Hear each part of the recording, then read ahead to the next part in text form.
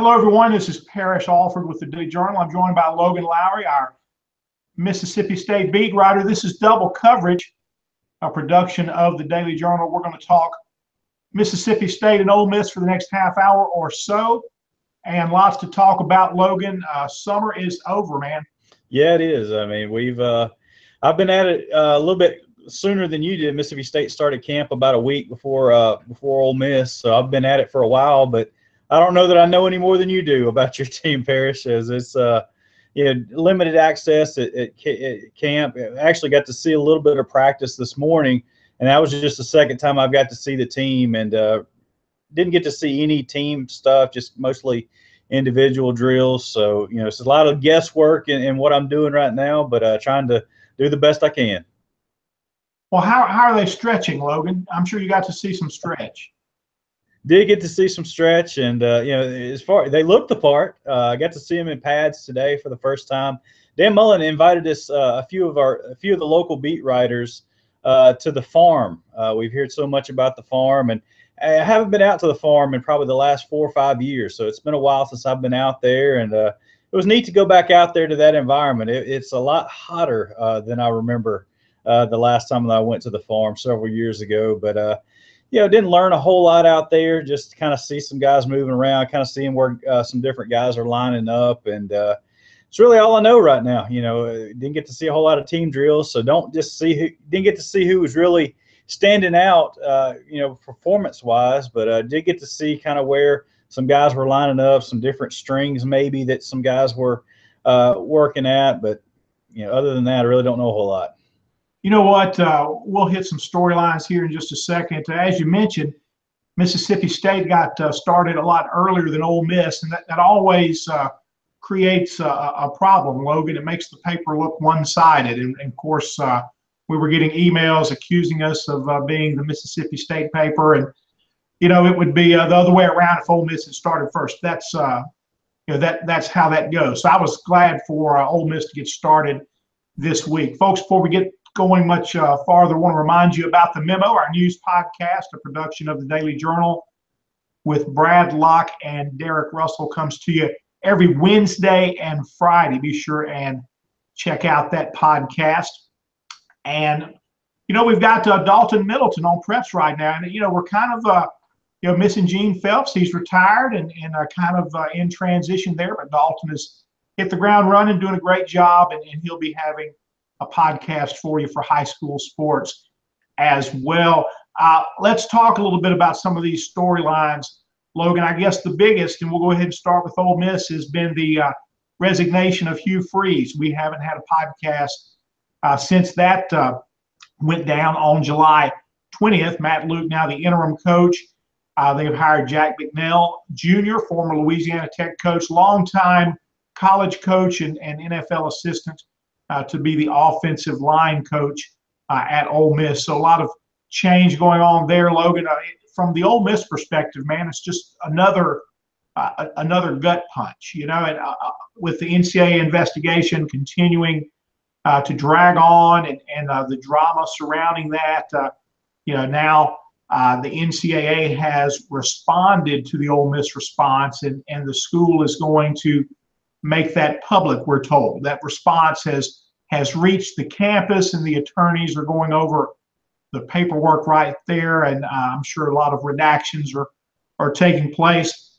But that's where the NCAA investigation stands right now, and soon there will be a date set for an appearance before the Committee on Infractions. That could be a mid-September event, and the investigation just goes on. But we thought that the investigation was not going to claim Hugh Freeze, and he's kind of got hit from the side on that with that Houston Nutt lawsuit and the phone records from there. And all of a sudden, there's a call to an escort service, and Hugh Freeze resigns suddenly on July 20th, and on the same day, Matt Luke was promoted as interim coach. And through it all, Logan, what we continue to hear from Ole Miss players is that they are united, that they are together on this, and they're going to fight through, and they're going to focus, and they're going to play football. And as of yet, no transfers have been announced. And, we'll just see where that goes because August is here. It's a long, hot month.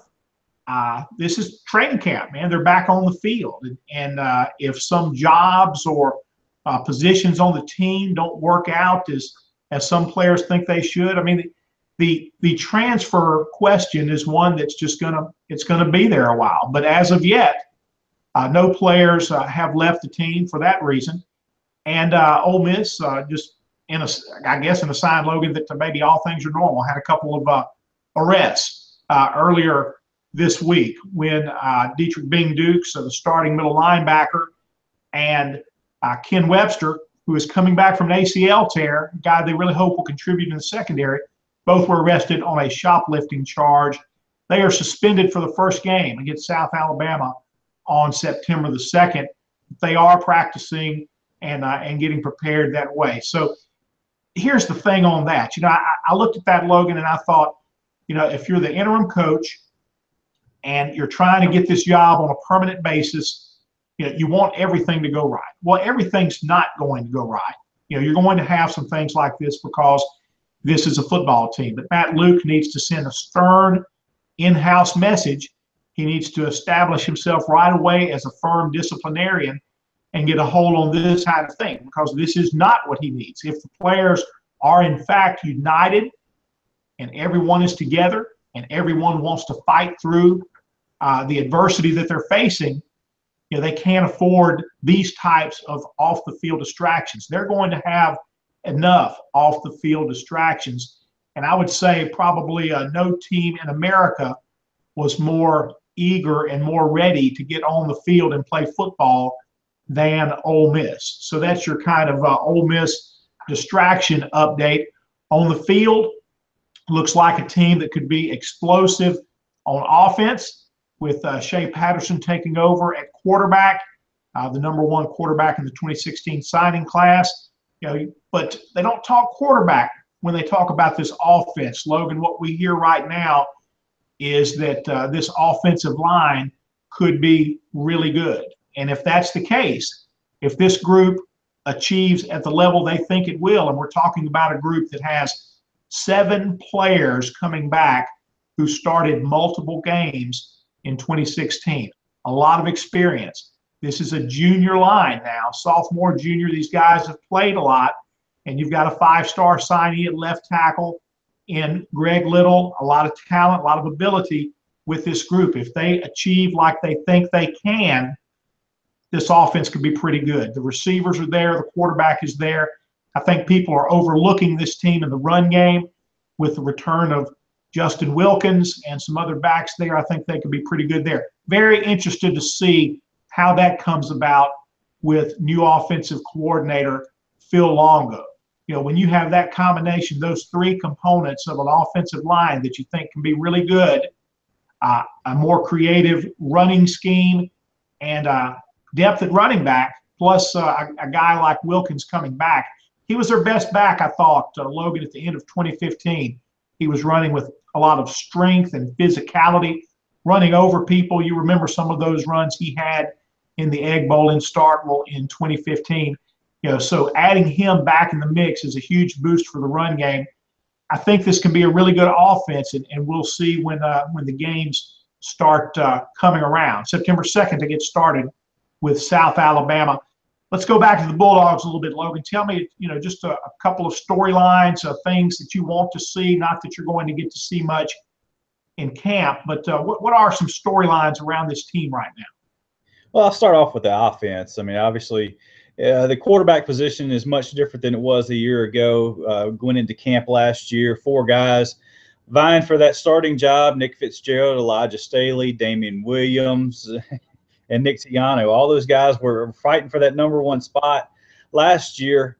3 of those guys have since transferred. I mean, and Nick Fitzgerald assumed that starting job, started every game for Mississippi State last year, and led the SEC in total offense, and just all the numbers that he put up, all the rushing numbers especially. But Dan Mullen wants to see him progress as a passer, and that's kind of what he's been working on in the offseason. Didn't get to see a whole lot of that passing progression during the spring game. He threw 3 interceptions in that spring game. But it's really his job to, obviously he's going to be the number one starter, but kind of behind him, it's a big question mark. Obviously, Keaton Thompson is a highly rated recruit, 4-star guy.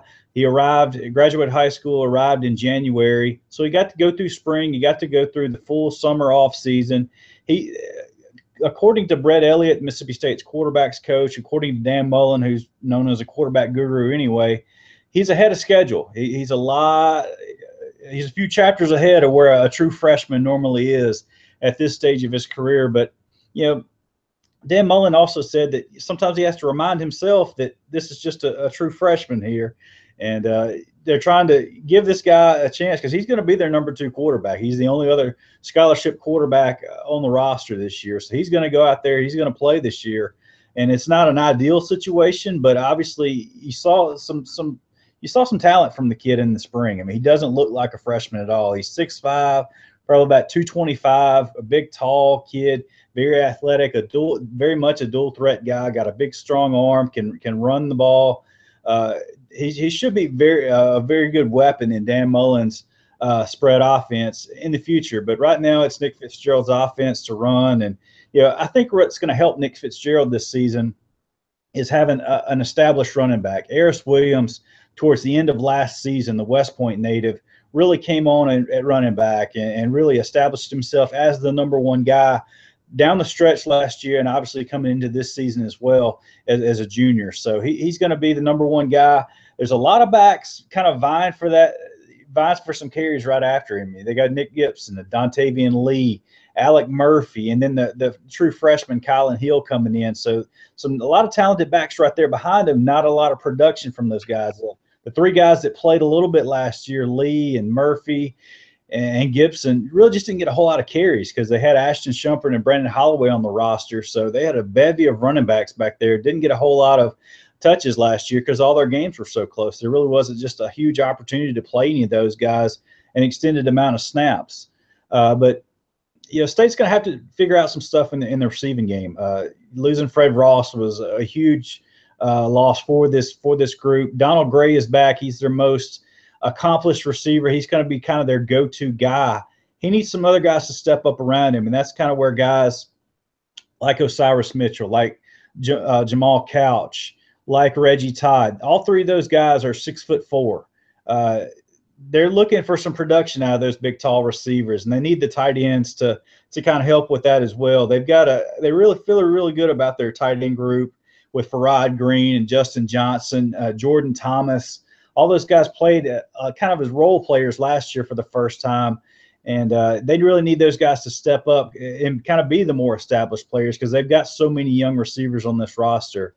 And then looking at the offensive line, they have one of the top linemen in the whole conference, if not the whole country, in Martinez Rankin. He spent all of spring working at center, and he's going to move back out to left tackle. He's going to be their left tackle. He's rated pretty highly on some of these NFL draft projections and all this kind of stuff. He was the number 1 left tackle, junior college left tackle in the country coming out of junior college. So big things have been expected from him. He played some last year. I think he started 10 games at left tackle. He'll get that job again this year. It's going to be different to see kind of how the offensive line sort of shakes up. I mean, Elton Jenkins is a guy that's coming back off an injury. Deion Calhoun. They're moving true freshman Stuart Reese out to right tackle. And then Darrell Williams, who suffered the neck injury at Kentucky last year, he's playing left guard. So some question marks along that offensive line, a little bit of experience coming back along that offensive line. They'll have to kind of see how they gel together. But they've got a really nice group, and they've got some the second-string offensive linemen. They've got a little bit of experience as well because of all the injuries they suffered last year. So we'll have to kind of see how the offense goes. But I think they'll be okay on that side of the ball. Was it Hill who was arrested this morning? It was, yeah. Kylan Hill was arrested yesterday afternoon. It was it was actually Mississippi State's first mandatory day off that the NCAA is instituting this year, and that's kind of why State's camp is so spread out because they have to take that mandatory day off each week, and that was it for Mississippi State yesterday. He got arrested. He was driving 120 miles an hour, Parrish, down the road. So what? Well, you mentioned about the speed on offense. It's there. It is, yeah. He's a true freshman coming in. Local guy from Columbus. Highly touted, 4-star kid, one of the top running backs in the country. It's really a huge question because he's so talented. I mean, he looks the part. You see him out there at practice. He doesn't look like a true freshman at all. Kid's ripped. I mean, he looks like he's ready to go play right away. But obviously, he has to learn his playbook and that kind of stuff. But I mentioned all those running backs that they have. I just don't know that you need to play Kylan Hill this season. I mean, obviously, he could come out and contribute right away. But with so many running backs in the mix, I don't know how many carries he actually gets this year if you do decide to play him as a true freshman. And him getting arrested, that could play into Dan Mullen's decision to redshirt him this year. We'll have to kind of see how that goes. Dan Mullen was asked about that after practice today, and he said he's not going to face any punishment from the team itself, and he's going to have to pay some fines and all that kind of stuff, go through some legal matters, but there's not going to be any suspensions or anything like that. He was back out at practice this morning, so that's we'll have to kind of see how it goes from here. But like I said, that could be a strike against him if you're a true freshman trying to get out on the field and you do something stupid like that. You may have to end up paying the consequences and redshirting this year. Is Dan Mullen concerned at all that Leo Lewis and Kobe Jones, the lawsuit against them from Rebel Rags and whatnot, about that taking their mind off football? Is that a distraction for those guys in any way? Yeah, they're not answering any questions about that kind of stuff right now. All they'll talk about is how those two guys are performing on the field. But, kind of some back, just hearing things and stuff from the program, they're not worried about that at all. It's really not that big of a deal here in Starkville, just, judging by the gauge and the pulse of what things are said, around the program. You just don't hear that much about it. Those guys are, expected to play this year. Kobe Jones will play for the first time as a redshirt freshman. It'll be Leo Lewis is a redshirt sophomore, was an all-SEC freshman last year, and they're looking for big things to come out of him playing middle linebacker this year in Todd Grantham's defense. Well, let's talk about the Rebels defensively. New coordinator and Wesley McGriff bringing a lot of energy to that side of the ball. Looks very different. Dave Womack was more the professor kind of guy, just older and arms crossed, stood there, surveyed everything, wasn't a rah-rah guy. In terms of personality, Wesley McGriff could not be more opposite than he is from Dave Womack. And we heard Hugh Freeze, while he was still coach, talking about the energy that McGriff brings to the position. And we've heard Matt Luke mention that as well. Whether that's, energy is great, but what he needs to bring to the position is improvement, because they were atrocious on that side of the ball last year. He thought the defense took some strides in the spring, McGriff did, but he said leaving spring that he wanted to see this group get better up the middle. So the arrest and one-game suspension of Dietrich Bing Dukes, the starting middle linebacker, is not a good place to start, but he thinks that they can be better there. He thinks Bing Dukes can be a solid middle linebacker if they can keep him in the middle of the field and just let him do the things that come naturally to him. And that's be a strong physical player and a good tackler. The problem will be when a creative offensive coordinator comes through and finds a way to isolate Bing Dukes in pass coverage. Wesley McGriff is going to have an answer for that. So I'm sure he's working on that. And continuing the theme of getting better up the middle, they want to see improved play from the safeties. You got a guy penciled in Zedrick Woods, a junior, at the free safety, but strong safety was it was a free-for-all in the spring. A lot of guys moving in and out there. And while Ken Webster will sit out the first game, he has been cleared to practice. He's coming back from the ACL tear in the season opener against Florida State last year. Eric Swinney, the running back, also injured in that game with an ACL tear. He also is back and practicing and is full go. But Webster has been a cornerback his entire career. He was working with the safeties on the first day of practice. Doesn't mean that's where he'll play, but that is a conversation that's going on. And number one, we'll see how healthy he is and how much he can stay on the field to begin with. Number two, will that be corner or safety? That remains to be seen. But they are trying to improve the safeties, and it might be that Ken Webster can help them do that. I'll tell you this, before the injury last year, going into that Florida State game, he was in the best shape of his career. Logan, I don't get all caught up. I know you don't either, in the weights and measurements, and everybody's excited when they're lifting weights in the summer, and everybody's getting bigger, stronger, faster. We hear that all the time. But Ken Webster was a guy who really looked different at the beginning of camp in 2016. You could tell that he was bigger. You could tell he was stronger, and there were high expectations for Ken Webster before that ACL tear last year. Now, getting better defensively, I think the Rebels have a chance to do that with their defensive line if Breland Speaks comes through and shows the energy and plays the way he played in the spring. Speaks kind of fell off the map last year, lost a starting job in the last third of the year, really didn't contribute much down the stretch. This is a guy that they really had high expectations for. The graduation, moving on, of Robert Kimdichie, but Speaks really did not live up to that billing last year. That wasn't the case in the spring. Hugh Freeze, Wesley McGriff had high praise for Breland Speaks from the beginning. So if he is a producer at that 4 technique, it will be big things, big news for Ole Miss. They've got a solid nose tackle returning in Benito Jones, a sophomore, an all-SEC freshman last year.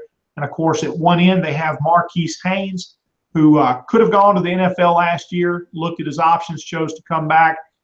So a huge pass rushing presence off the end with Marquise Haynes. And on the other end, they've got some guys that you haven't heard a lot of, but may as the season progresses. Kadir Shepard, a transfer from Syracuse, big physical defensive end, bigger than Marquise Haynes. And Victor Evans, now a fourth-year junior, kind of coming on behind him. They've got a possibility behind Haynes as well with Charles Wiley, the redshirt freshman. So a lot of these names haven't been on the field yet, but there's athleticism there. They have a chance to be good line.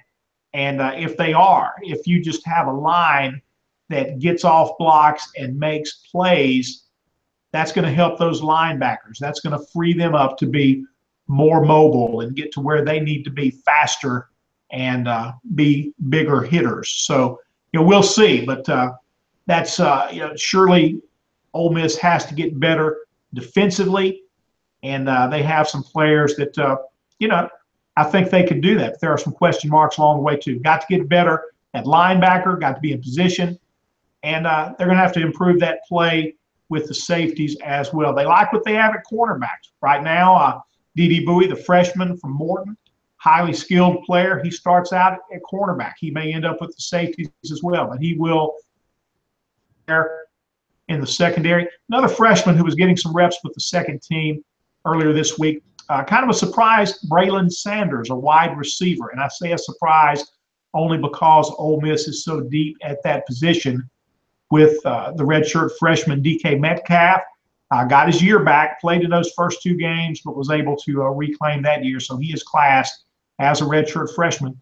A.J. Brown of Starkville, the sophomore.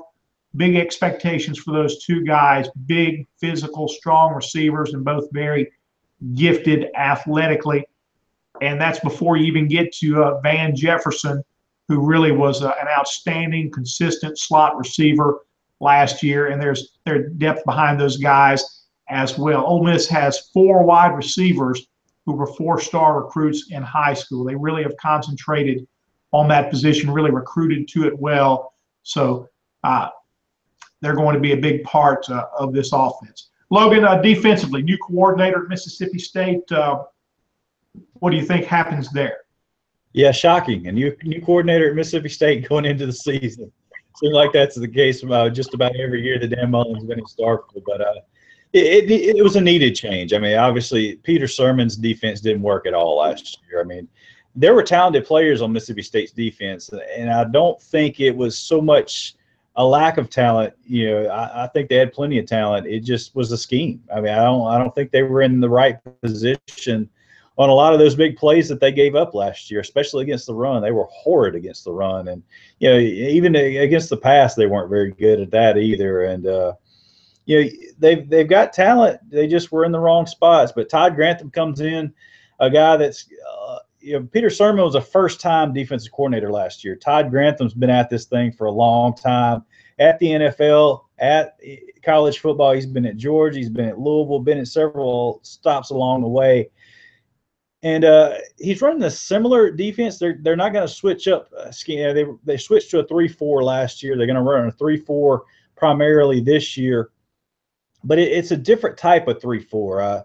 Todd Grantham's defense over the years have been known to be very, very good against the run. I think over the last 2 or 3 years, his defenses at Louisville have been only second to Alabama in yards per carry allowed. So they're getting the job done against the run, and he's also known for rushing the passer, getting a lot of sacks and creating havoc on that side of the ball as well. So that's something Mississippi State definitely needs. They didn't get very much pass rush last year. We're horrid against the run. Those are 2 areas they're going to need to improve on this year, but they've got some talent on that side of the ball. And he talked a little bit this week about some of the defensive leaders that have kind of stood up, and some of the guys you would kind of expect to be the leaders on that side of the ball, and kind of a few surprises there as well. I mean, 5th-year senior Des Harris, he called him one of the leaders. That's no surprise there. He's been there for, I think this is his 5th year. He's come back from 3 different knee surgeries,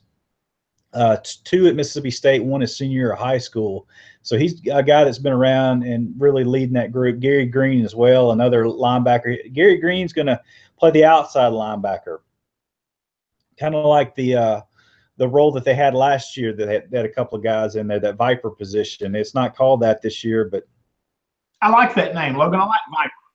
Yeah, I don't know what they're going to call it this year. We haven't been told yet. They come up with all those kind of weird names like that, but it's kind of a hybrid defensive end outside linebacker spot. There's going to be a few guys playing that this year, but Gary Green is moving back out there. I think that kind of fits his role. He's about 6'3", 6'4", around that 230 range probably. So he's kind of that tweener, and you see that a lot of guys of that size, especially at the next level in the NFL, kind of playing in that 3-4 scheme.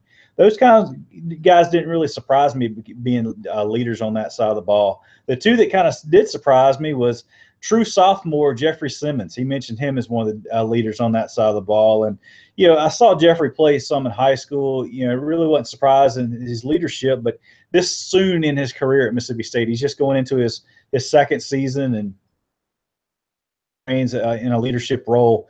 And another guy that just arrived back in January, Jonathan Abram.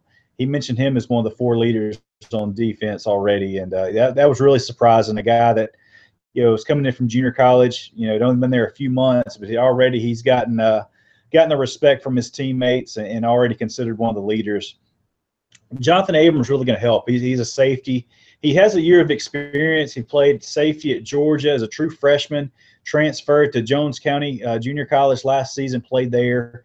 He's one of 4 players on the defensive side of the ball that already has Division I experience that they brought in back in January from junior college. Montez Sweat, kind of that outside linebacker, defensive end, hybrid kind of guy.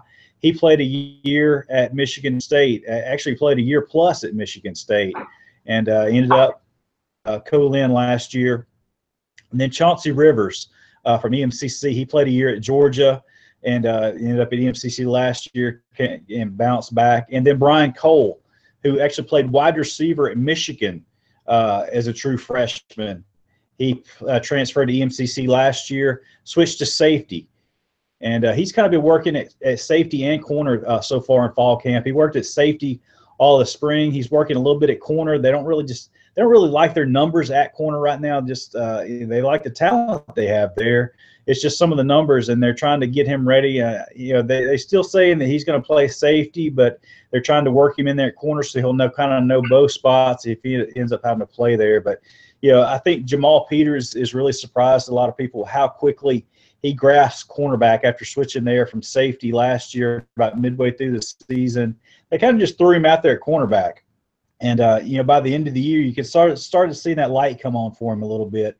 He had that big interception in the end zone there in the Egg Bowl last year that you remember, Parrish. And, he's a guy that, a big, long corner. He's 6'2", probably about 210. So he's a huge guy playing corner, but he has the athletic ability and the speed to keep up with receivers. And that's going to bode well for them playing against the teams that have multiple tall receivers. They've also got a redshirt freshman, Cam Dantzler, who's 6'3", kind of a long, lanky guy. Look, he reminds me a lot of Jonathan Banks, kind of a long, lanky type of corner. But you saw his skill in the spring game. He had 2 interceptions, one of which he returned for a touchdown in the spring game. So big things expected from him. But, Todd Grantham, it really needs to turn things around in a hurry on that side of the ball. And, all indications so far are that he's going to be able to do that. Folks, that's it for this edition of Double Coverage, a production of the Northeast Mississippi Daily Journal. We thank you for clicking in with us today. Be sure to check out the Memo, our news podcast with Brad Locke and Derek Russell. That comes to you every Wednesday and Friday, all things Northeast Mississippi. And Logan and I will be back with you next week for another round of Double Coverage.